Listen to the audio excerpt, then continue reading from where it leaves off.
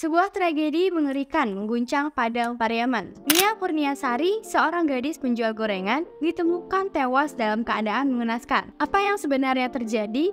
Mari kita telusuri detail mencengangkan di balik kasus ini. Kisah ini dimulai pada 6 September 2024. Nia Kurniasari, seorang gadis berusia 17 tahun, keluar dari rumahnya di pagi hari untuk menjajakan gorengan di sekitar kampung. Keluarganya sudah menjadi biasa melihat Nia berjualan, terutama untuk membantu perekonomian rumah tangga.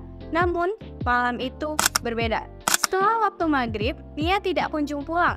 Keluarganya mulai merasa khawatir dan berusaha menghubunginya, namun tidak ada jawaban. Pencarian dimulai pada malam itu juga. Mereka bertanya kepada tetangga dan teman-teman Nia, tetapi tak ada yang melihatnya. Keesokan harinya, 7 September, pencarian terus dilakukan.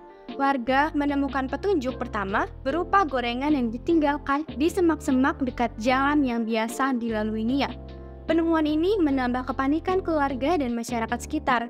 Tak lama setelah itu, hijab hitam milik Nia yang ia kenakan saat berjualan juga ditemukan. Keluarga semakin cemas.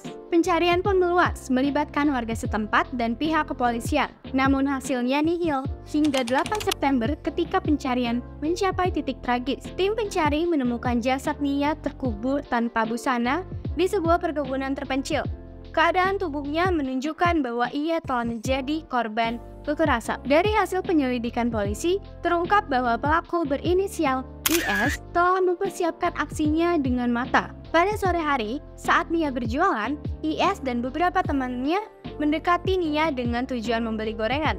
Namun setelah itu, IS mengikuti Nia ketika ia hendak pulang. IS sudah mempersiapkan alat berupa tali rapia untuk mengikuti Nia jika ia melawan. Ketika Nia tiba di lokasi sepi, IS mencegatnya dan menyeretnya sejauh 2 km ke lokasi yang lebih terpencil. Di sana, Nia mengalami pemerkosaan dan dibunuh dengan cara yang sangat kejam. Pelaku bahkan diduga melakukan tindakan ini dengan sadis, menunjukkan niat jahat yang jelas. Setelah melakukan aksi keji, IS mencoba melarikan diri selama 11 hari. Pelaku bersembunyi di berbagai tempat, berusaha menghindari pencarian polisi.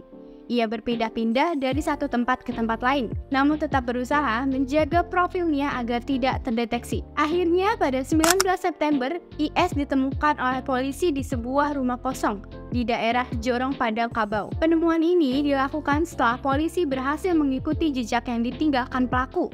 IS ditemukan di loteng rumah tersebut, tidak berdaya dan tanpa perlawanan. Keberhasilan penangkapan ini merupakan hasil kerja keras tim kepolisian yang membentuk tim khusus untuk melacak IS. Mereka berkoordinasi dengan masyarakat dan melakukan penyelidikan mendalam untuk memastikan pelaku ditangkap secepatnya. Keluarga Nia, terutama ibunya, Eli Marlina, sangat terpukul atas kehilangan putrinya. Dalam pernyataannya, Eli menyampaikan betapa hancur hatinya dan bagaimana ia tidak akan pernah memaafkan pelaku.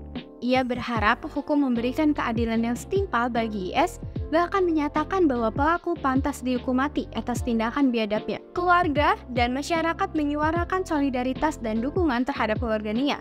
Mereka berharap kejadian ini tidak hanya menjadi pengingat akan kekejaman yang ada, tetapi juga mendorong perubahan dalam sistem keamanan dan perlindungan bagi perempuan. Saat ini, kasus tersebut sedang dalam proses hukum.